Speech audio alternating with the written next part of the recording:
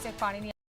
सत्य घटनाओं पर आधारित प्रस्तुत कार्यक्रम के लिए नाट्य रूपांतरण और प्रासंगिक दृश्यों का सहारा लिया गया है। दर्शक ये ध्यान रखें।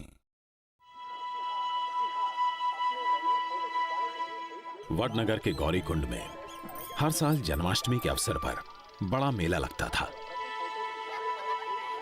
पिता दामोदर दास मोदी ने नरेंद्र को मेला घूमने के लिए 1 रुपया दिया। उस वक्त देश के कई हिस्सों में भीषण बाढ़ आई थी।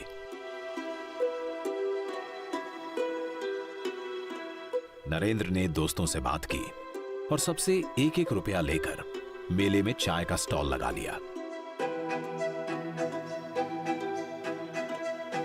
अपने घर से स्टोव और बर्तन ले आया। चाय बनाना तो वो जानता ही था।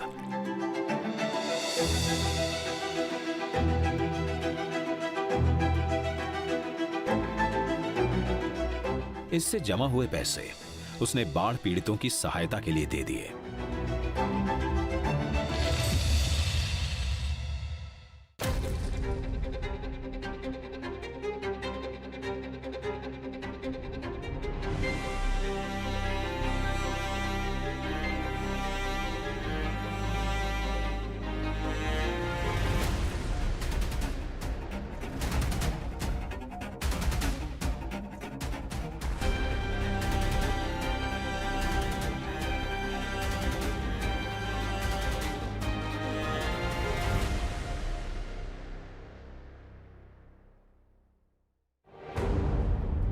साल 1973 अहमदाबाद के एलडी इंजीनियरिंग कॉलेज का हॉस्टल।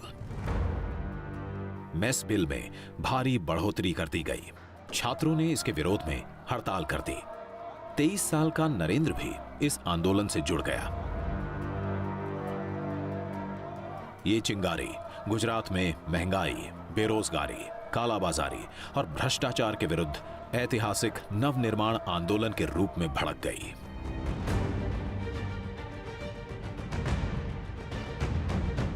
खास तौर पर युवाओं ने यूनिवर्सिटी में यह आंदोलन का केंद्र बना दिया। उस वक्त स्लोगन था, अगर सच के नाम बगावत है तो समझो हम सब बागी है।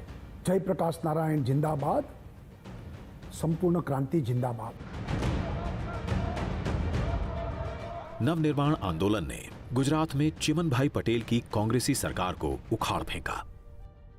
इंदिरा सरकार तक हिल गई। नवनिर्माण के बाद चुनाव हुआ तो पहली बार गैर कांग्रेसी सरकार बनी, जनता मोर्चा बना, बाबूभाई जसभाई पटेल मुख्यमंत्री बने। जल्द ही एक और बड़ा राजनीतिक भूकंप आने वाला था। 12 जून 1975 इलाहाबाद हाईकोर्ट के जज जस्टिस जगमोहन लाल सिन्हा ने इंदिरा गांधी के रायबरेली से सांसद के तौर पर हुए चुनाव को रद्द कर दिया। इंदिरा गांधी 1971 में हुए चुनाव में सरकारी तंत्र का दुरुपयोग करने की दोषी पाई गईं। इलाहाबाद हाईकोर्ट के फैसले को इंदिरा ने सुप्रीम कोर्ट में चुनौती दी। देश की सबसे बड़ी अदालत से भी उन्हें खास राहत नहीं मिली। 25 जून 1975 की रात इंदिरा गांधी ने पूरे देश में इमरजेंसी लगा दी। भाइयों और बहनों, राष्ट्रपति जी ने आपातकाल की घोषणा की है। राष्ट्र की अखंडता के लिए कठोर कार्रवाई करना जरूरी है। मैं आपको ये विश्वास दिलाना चाहती हूँ कि इस नए आपातकाल की घोषणा से कानून प्रिय नागरिकों के अधिकारों पर किसी प्रकार से असर नहीं पड़ेगा और नागरिकों के मौलिक अधिकार छीन लिए गए। प्रेस पर सेंसरशिप लाद दी गई। अखबारों को सरकार के खिलाफ एक भी शब्द लिखने का अधिकार नहीं था। उस वक्त टीवी नहीं था, ज्यादातर प्रिंटिंग प्रेस था, उसके माध्यम से मीडिया चलता था। तो शाम को आपका जो न्यूज़पेपर बना हो वो पुलिस स्टेशन में दिखाना पड़ता था। उसमें से अगर इंदिरा गांधी के खिलाफ कुछ है तो निकालना पड़ता था, कांग्रेस के खिलाफ कुछ है तो निकालना पड़ता था। विपक्ष के बड़े नेताओं के साथ लाखों की तादाद में आम लोग गिरफ्तार किए गए। 25 जून 1975 का दिन भारत के इतिहास में एक कलंक दिन के रूप में याद किया जाएगा। इमरजेंसी के काले दौर में 25 साल का युवा नरेंद्र भी लोकतंत्र बचाने की लड़ाई में शामिल हुआ। पुलिस नरेंद्र को ढूंढ रही थी, लेकिन कभी साधु तो कभी सरदार बनकर वो लगातार अपना काम करता रहा। हम भावनगर कारागार में थे। मैं साधना साप्ताहिक का संपादक था और सेंसरशिप के खिलाफ लड़ा, इसलिए मैं वो कारागार में था। हम 1 साल रहे। उनको कुछ पूछना था तो वेश बदल कर आ गए वो जेल में। मुझे मिले और भी लोगों को मिले, तो ये उनका साहस का स्वभाव था। नरेंद्र गुजरात ही नहीं, गुजरात के बाहर से आए तमाम नेताओं की भी हर संभव मदद करता रहा।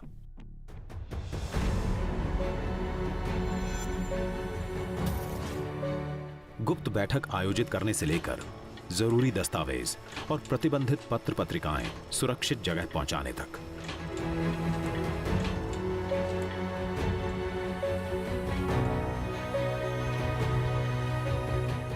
जो काम है समाज में जागृति लाने का, यानी कि अलग अलग पत्रिकाएं जो होती थी, जो न्यूज़पेपर में नहीं आते थे सेंसरशिप के नाते, तो वो फैलाना, कई ऑर्गेनाइजेशन की जो गतिविधि चल रही है वो समाज में लाना और विदेश में पहुंचाना, ये सब कार्य करने वाले अंडरग्राउंड वर्कों में नरेंद्र भाई मुख्य थे।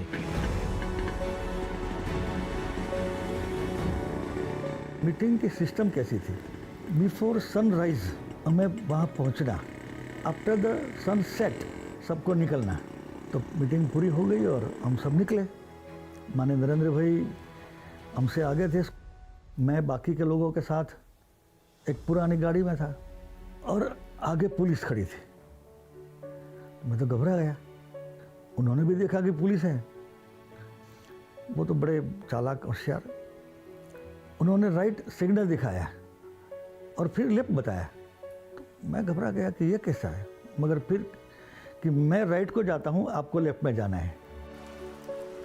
आपातकाल में पिता दामोदर दास मोदी नरेंद्र को लेकर बहुत चिंतित थे। पता नहीं बेटा कहाँ है, किस हाल में है। वे किसी भी तरह नरेंद्र से मिलना चाहते थे। छोटे भाई पंकज ने नरेंद्र से संपर्क किया। नरेंद्र भेष बदलकर छिपते छिपाते अपने मामा के घर अहमदाबाद के दाणी लीमड़ा इलाके पहुंचा, जहां उसने पिता और भाई को बुला लिया था। पिता नरेंद्र की वेशभूषा देखकर दंग रह गए।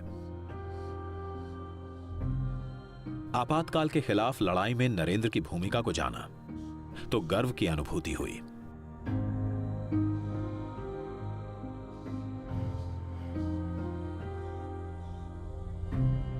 इमरजेंसी ने नरेंद्र को बड़ी भूमिका निभाने का मौका दिया।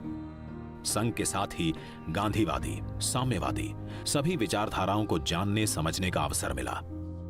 संघ से जुड़े लोगों को गुप्त ढंग से जोड़ने का काम तो चलता ही रहा। अटल जी भी जेल में थे, अडवाणी जी भी जेल में थे और संघ के जितने लोग थे सब जेल में थे, बाला साहब जी भी। मगर ये लोगों के बीच में जो है पत्र व्यवहार के थ्रू पूरा जो जनता पार्टी का फॉर्मेशन के बारे में चर्चा होता था। 21 मार्च 1977 इमरजेंसी हटी, चुनाव हुए और केंद्र में मोरारजी देसाई की अगुवाई में पहली गैर कांग्रेसी सरकार बनी। उनके मंत्रिमंडल में वाजपेयी, आडवाणी जैसे जनसंघ के बड़े नेता भी शामिल हुए। Our decision is that you choose Morarji Desai.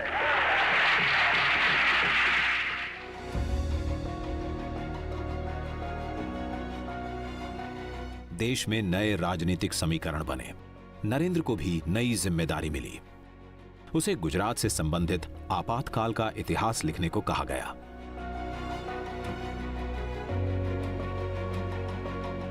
Narendra ने पुस्तक लिखी, संघर्ष मां गुजरात। तो इमरजेंसी में पूरा कार्य संघर्ष में कैसे चला, इसमें वेश बदल करना, अंडरग्राउंड लोगों को संपर्क रखना, कब कौन कहाँ सत्याग्रह करेगा और जेल में जाएगा, ऐसे अंडरग्राउंड नेताओं की जो बैठक होती थी उनकी भी व्यवस्था करना, ऐसे सब व्यवस्थाओं में नरेंद्र भाई का रोल एक बड़ा था, जो हम संघर्ष में गुजरात वो पुस्तक में काफ़ी कुछ पढ़ सकते हैं। 27 साल के नरेंद्र की पुस्तक का लोकार्पण मुख्यमंत्री बाबूभाई जसभाई पटेल ने किया। ये पुस्तक भारतीय लोकतंत्र के सबसे अंधेरे काल का चमकदार दस्तावेज बन गई। पुस्तक इतनी लोकप्रिय हुई कि इसका हिंदी अनुवाद आपातकाल में गुजरात नाम से प्रकाशित हुआ। भूमिकाएं, स्थान बदलते रहे, अविरल। इमरजेंसी के बाद नरेंद्र का दिल्ली आना जाना लगा रहा। संरक्षक की भूमिका निभाते आ रहे वकील साहब नरेंद्र को तराशते रहे। वकील साहब की सलाह मानते हुए मोदी ने दिल्ली यूनिवर्सिटी से 1978 में बीए किया। मोदी जी वकील साहब के मानस पुत्र थे। वकील साहब के स्मरण में ही पूरा संस्कार धाम खड़ा है, जिसे लक्ष्मण ज्ञानपीठ के नाम से हम जानते हैं। 11 अगस्त 1989 दोपहर 3:15 बजे गुजरात के मोरबी में मच्छू नदी पर बना बांध तेज बारिश से टूट गया। कुछ ही देर में बाढ़ के प्रकोप से 15,000 से अधिक लोगों की जान चली गई। शहर शमशान बन गया। लाशों के कारण महामारी फैलने का खतरा बढ़ गया। इस त्रासदी की जानकारी पाते ही मोदी फटाफट मोरबी पहुंचे। संघ के स्वयं सेवकों के साथ मिलकर बाढ़ पीड़ितों की सहायता की। घर घर में जाके उसका कीचड़ कादव निकालना, इतना ही जो मृतदेह उनका अंतिम संस्कार करना। नरेंद्र भाई भी उसमें हमारे वकील साहब की सूचना से तुरंत पहले ही वीक में आ गए। मोरबी के बाढ़ पीड़ितों के लिए राजकोट में राहत शिविर लगाए गए और इन शिविरों में सबका ध्यान रखा गया। यहां मुस्लिम परिवार बड़ी तादाद में थे, जिनके लिए रमजान के महीने में सहरी तक की व्यवस्था की गई। ये सब काम बड़ा कठिन था और उसको फिर से खड़ा करना, ये पूरा मेरे ख्याल से 2-3 महीने तक ये काम चला था और नरेंद्र भाई उसमें निरंतर वहां पर बने रहे थे। मोरबी की घटना के 2 हफ्ते पहले ही मोरारजी देसाई की जगह चौधरी चरण सिंह ने पीएम की कुर्सी संभाली, लेकिन उनकी सरकार भी 6 महीने के अंदर गिर गई। जनता मोर्चा का प्रयोग 3 साल में धराशायी हुआ और जनवरी 1980 में हुए चुनावों में इंदिरा गांधी ने सत्ता में वापसी की। 6 अप्रैल 1980 जनसंघ से जुड़े नेताओं ने भारतीय जनता पार्टी का गठन किया। अटल जी ने घोषणा की, भारतीय जनता पार्टी बनी। पहला अधिवेशन मुंबई में हुआ। अटल जी का वो बहुत बड़ा वाक्य है, अंधेरा छटेगा कमल खिलेगा, और कमल की घोषणा हुई उस वक्त। 1981 में तमिलनाडु के मीनाक्षीपुरम में बड़ी संख्या में दलित परिवारों को इस्लाम में धर्मांतरित किया गया। इस घटना से देश भर में हाहाकार मचा। हिंदू समाज की एकता को सुदृढ़ करने के लिए संघ परिवार तेजी से हरकत में आया। देश भर में एकात्मता यात्रा का सिलसिला शुरू हुआ। देश के करीब 6 करोड़ लोगों से इस दौरान संपर्क किया गया। इस यात्रा के गुजरात में आयोजन का दायित्व संभाला नरेंद्र मोदी ने। मोदी की नेतृत्व क्षमता को नया आयाम मिला। देशनो तमाम नागरिक एक छे। देश के तमाम नागरिक एक है। इस उद्देश्य के साथ गंगा जी और भारत माता, गंगा जी का कुंभ और भारत माता का चित्र लेकर एक साथ 2 रथ देश भर में निकाले गए। मैं मानता हूं कि ये रथ यात्रा किस तरह से निकाली जाए, इसका विचार भी नरेंद्र भाई का ही था। 31 अक्टूबर 1984 को इंदिरा गांधी की हत्या से उपजी सहानुभूति लहर के कारण कांग्रेस को बम्पर जीत हासिल हुई। बीजेपी को सिर्फ 2 सीटें मिली। अगले ही साल गुजरात में विधानसभा के चुनाव हुए। कांग्रेस ने 182 में से 149 सीटें हासिल की। बीजेपी को महज 11 सीटें मिली। बीजेपी को मजबूत करने के लिए संघ से अच्छे प्रचारकों को पार्टी में भेजने का सिलसिला शुरू हुआ।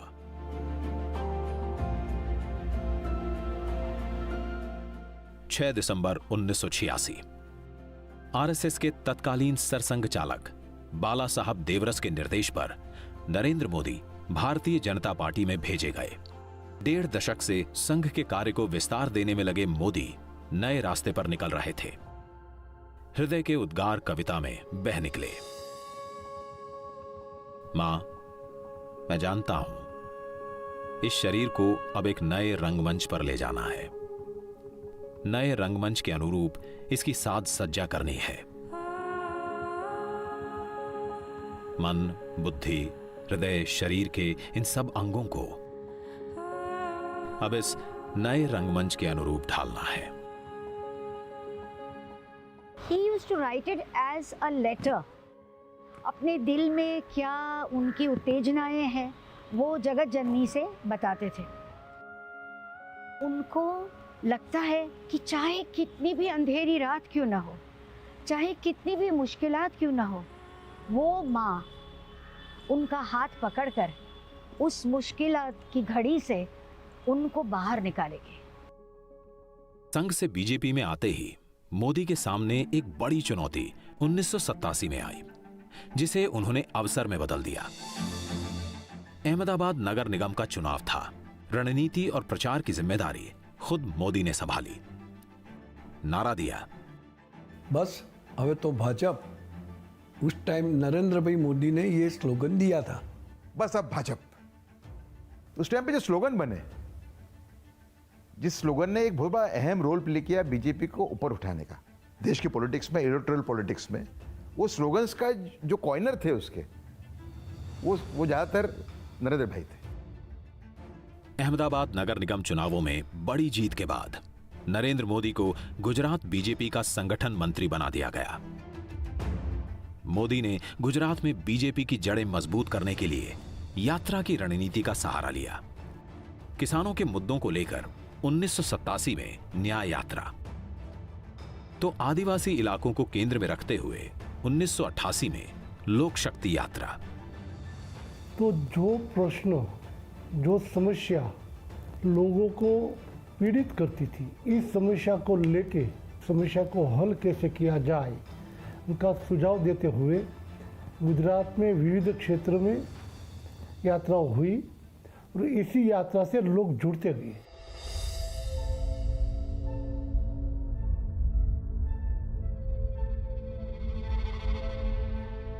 उन्नीस में ही मोदी एक और यात्रा पर निकले, भोले भंडारी के दर्शन के लिए कैलाश मानसरोवर यात्रा पर। विदेश विभाग की तरफ से पहली बार कैलाश मानसरोवर यात्रा के लिए यात्रियों का जत्था भेजा जा रहा था। मोदी भी ऐसे ही एक जत्थे में शरीक हुए। यात्रा से वापस लौटे तो सूचना मिली कि पिता दामोदर दास मोदी की तबीयत काफी खराब है। नरेंद्र तुरंत वडनगर पहुंचे। प्राण निकलने से पहले पिता मानो अपने कुमार का ही इंतजार कर रहे थे। बेटे से मुलाकात हुई और दामोदर दास मोदी ने सदा के लिए आंखें मूंद लीं। अगले ही दिन नरेंद्र नए पथ पर निकल पड़े, अविरल।